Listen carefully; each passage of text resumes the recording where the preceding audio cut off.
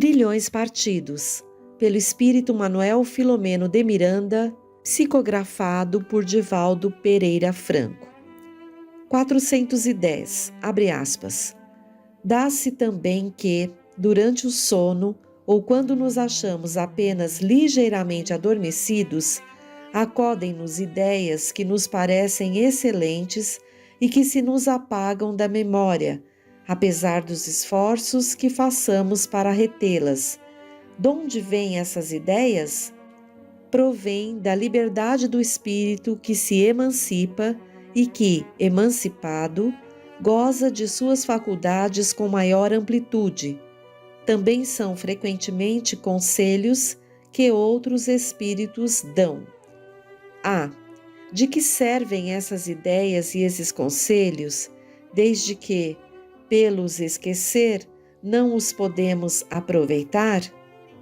Essas ideias, em regra, mais dizem respeito ao mundo dos espíritos do que ao mundo corpóreo. Pouco importa que comumente o espírito as esqueça quando unido ao corpo. Na ocasião oportuna, voltar-lhe-ão como inspiração de momento. Fecha aspas. Livro dos Espíritos, parte 2, capítulo 8. 22. Comentários oportunos. No dia seguinte, os membros do grupo que participaram da exitosa reunião, conforme previra o instrutor, traduziam suas impressões de maneira diversa. Somente o médium Joel conservava a lucidez quase total das ocorrências felizes. O casal Santa Maria não recordava detalhe algum, exceto de que participara de uma reunião sem maiores contornos que traduzissem pontos de identificação com o trabalho desenvolvido. Revelavam, no entanto, excelente disposição interior e um otimismo inusitado. Dona Margarida, em conversação telefônica com a senhora Sobreira, narrara a leveza de que se sentia possuída, qual se lhe houvessem sido extraídas amargas impressões que a deprimiam, mesmo antes da enfermidade da filha. O coronel Sobreira, a seu turno, despertara animado por incomum satisfação. Cria haver dialogado com o venerando Bezerra e aurido preciosos informes sobre o tratamento da obsidiada. Não lograva coordenar os esclarecimentos, entretanto, algo estimulava-o. As imagens difusas na memória pareciam prestes a tomar contorno e pronto diluíam-se. Rosângela, por sua vez, acordou com a presença de Esther vigorosamente assinalada nas lembranças da véspera. Evocava-a com feição diferente da atual e, não obstante, sabia tratar-se dela. Chegando ao hospital, foi incontinenti ao pavilhão em que a jovem se encontrava internada. Conseguiu da enfermeira-chefe aproximar-se da moça que se mantinha no leito, em demorado cismar. Saudando-a com cordialidade, a moçoila respondeu com breves palavras e apresentou os olhos grandes imersos em lágrimas. Desaparecera a expressão de ferocidade e ela voltava a ser uma jovem assustada, arrojada a singular local, sem maiores explicações. Rosângela perguntou-lhe, estimulando-a ao diálogo: "Sente-se melhor hoje, Esther? Note como o dia lá fora está claro. Não quer falar?" "Sim", contestou receosa. "Sinto-me confusa, cansada. Tenho medo. Tudo isso me parece um pesadelo. Eu sairei daqui?" "É claro", confirmou a enfermeira. "Muito em breve. Você está realmente melhor. Necessita cuidar-se, alimentar-se, a fim de alegrar seus pais." "Tenho pais?" inquiriu algo surpresa. "Se tenho, por que não me visitam? Você os conhece? Eu só me lembro de um homem desejando matar-me. Logo depois, ele se transforma num mancebo muito belo que luta com um padre perverso. Eles vão matar-me. Tenho medo, acuda-me." Esther combalida pelas contínuas pelejas, com a mente abalada, esforçando-se por arregimentar lembranças, divagou e por momento voltou a perder o contato com a realidade. Rosângela buscou acalmá-la, sugerindo ideias agradáveis. Não teve dúvida. Esther recobrava a lucidez. À noite, após a sessão de estudos doutrinários, no centro, o coronel Santa Maria convidou o doutor Albuquerque, Senhora e Rosângela, o casal Sobreira e o médium Joel, a um lanche na sua residência, quando desejava ouvir os amigos em torno dos planos delineados, a fim de dar-lhes conhecimento detalhado. Não desejava equivocar-se outra vez. Desse modo, pretendia agir sem precipitação, porém com segurança. Concluída a reunião e chegados ao lar do Santa Marias, ora acolhedor, depois do chá, o coronel expôs. A reunião de ontem foi-me incomparável bênção de Deus. Em verdade, não há mistério de qualquer natureza separando a vida da morte. Uma é continuação da outra, através de cuja ponte, a desencarnação, se transferem as aquisições e as perdas de um para o outro lado, logo recambiadas para a futura viagem corporal.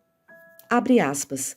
Consciente do que me cumpre fazer, necessariamente informado da localização de Dona Abigail e Josefa, as familiares de Matias, pretendo visitar a cidade do Salvador, numa tentativa de fazer alguma coisa por ambas. Minha esposa, a quem dei ciência do meu desejo, concorda plenamente com o plano. Como naquela cidade disponho de excelentes amigos, não creio difícil encontrar as pessoas que buscarei. Não me ocorreu, porém, a ideia de o que me compete fazer por elas.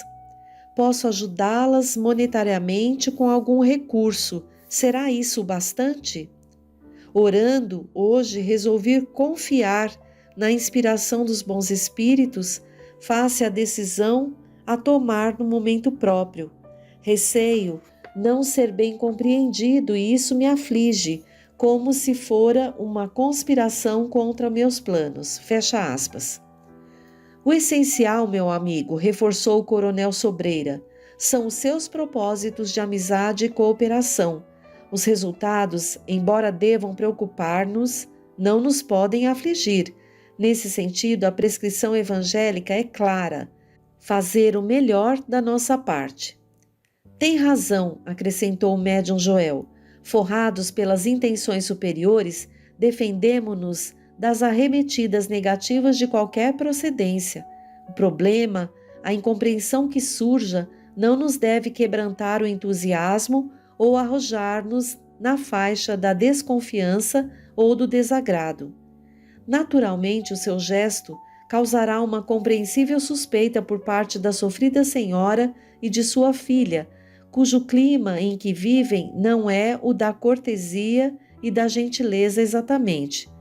Parece-me que a honestidade que o caracteriza persuadi-la-ás, mas não de imediato, o que considero perfeitamente normal. No caso delas, creio que eu agiria da mesma forma.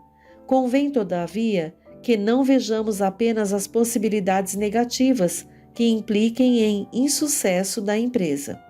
Além disso, o caro coronel, como está informado, não agirá a sós. Muito oportunas ambas ponderações. Sinto-me aliviado, concluiu o anfitrião com jovialidade. Como o ambiente fosse propício e se fizesse muito descontraído, Dona Margarida dirigiu-se a Joel e indagou. Recorda-se o amigo das ocorrências da última noite? De minha parte, conforme confessei a Mercedes, somente ficaram uma sensação de paz, um alívio imenso, permanecendo comigo ao despertar. Poderia o irmão, mais treinado em tarefas de tal magnitude, esclarecer-nos algo? A interrogação da senhora recebeu o apoio de todos que se encontravam interessados em anotar apontamentos novos, adicionar esclarecimentos, preparar-se como conveniente para futuros cometimentos. O abençoado servidor, procurando bem coordenar as ideias e vivamente inspirado pelo benfeitor Bezerra, que participava espiritualmente do encontro, fez um resumo feliz, apresentando correlações nos fatos, aclarando pontos obscuros, narrando as malogradas experiências dos envolvidos na questão supliciante. Ao concluir, ante o bom humor geral, Rosângela solicitou permissão para relatar seu encontro com Esther. Os pais receberam a notícia com lágrimas de júbilo. O médium Joel, traduzindo com fidelidade as palavras do Dr. Bezerra, sugeriu que Esther fosse transferida do frenocômio em que se encontrava para um hospital em que pudesse receber assistência geral, ajudando-a no restabelecimento da saúde.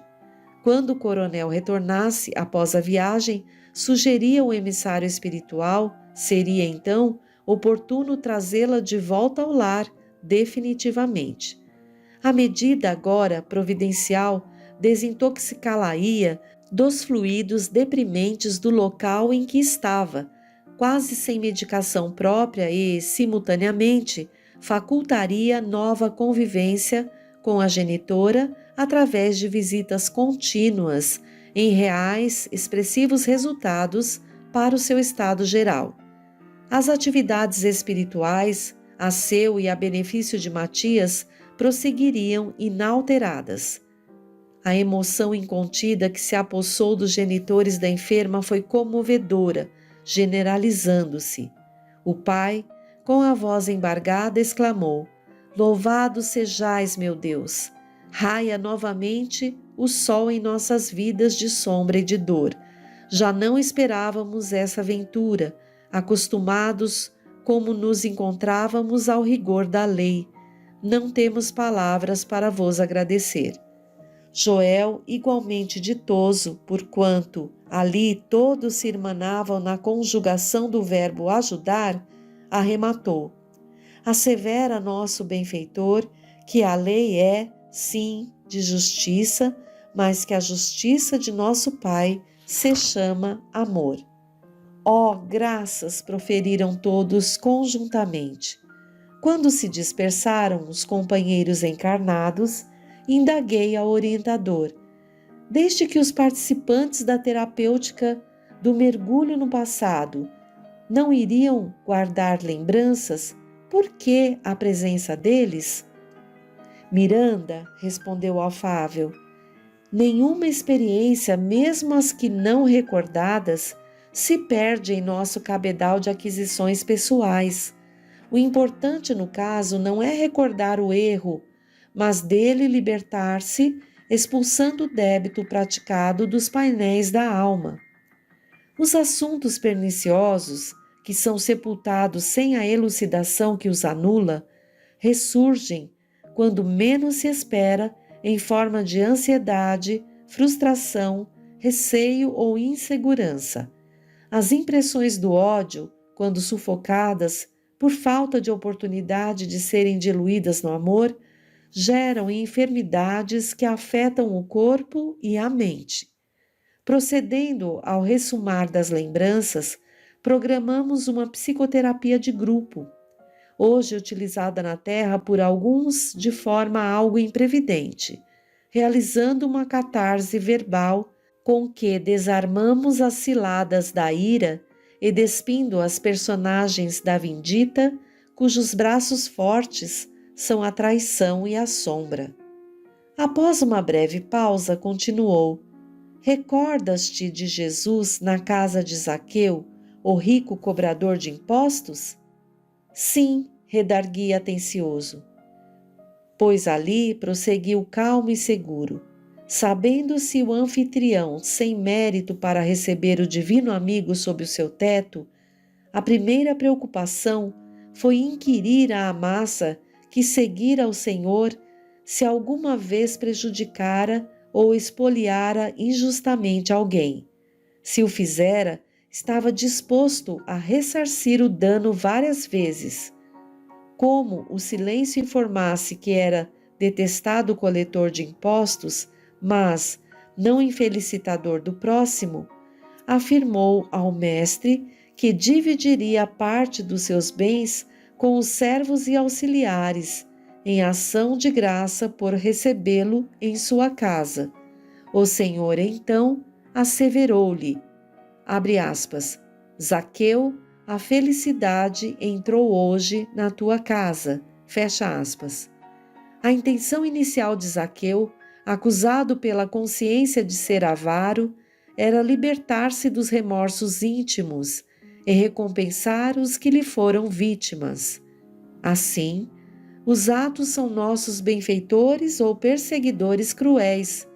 Imperioso libertar-nos do mal que existe dentro de nós, ao preço de honesta reabilitação.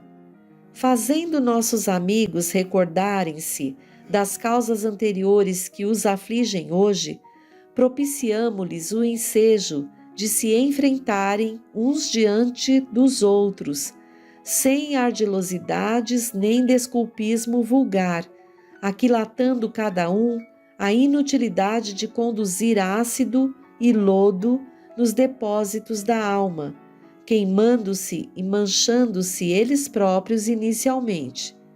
A recordação total, no entanto, para alguns, na esfera física, não treinados para a vida nos dois planos, simultaneamente constituiria aflição e distonia desnecessárias. Daí a misericórdia do Senhor, facultando-lhes o ouvido. Era lógico, sem dúvida, o oportuno argumento. Crianças espirituais, muitas pessoas propõem-se informações das coisas negativas, que passam depois a carregar, sem forças, como tormentos que poderiam ter evitado. Enquanto se procedia à execução dos planos futuros com a família de Matias, este fora totalmente desvinculado do psiquismo de Esther e mantido em tratamento cuidadoso de adaptação à nova fase no próprio centro espírita, onde, igualmente, em caráter precário, se alojavam outros necessitados em processo de urgente recuperação.